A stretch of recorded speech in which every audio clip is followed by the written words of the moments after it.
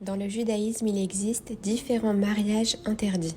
Donc, mis à part le fait qu'une personne juive ne peut pas se marier avec une personne qui ne l'est pas, il existe d'autres mariages interdits au sein même du peuple juif.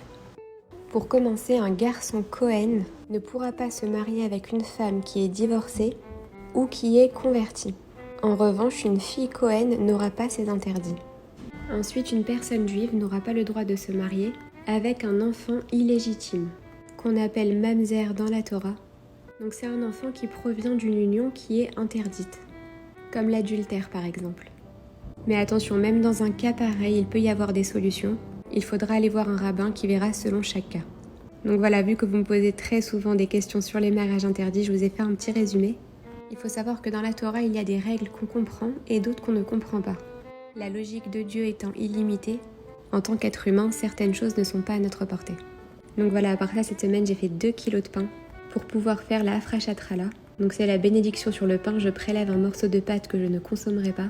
C'est vraiment un moment propice pour prier et demander tout ce qu'on veut à Dieu.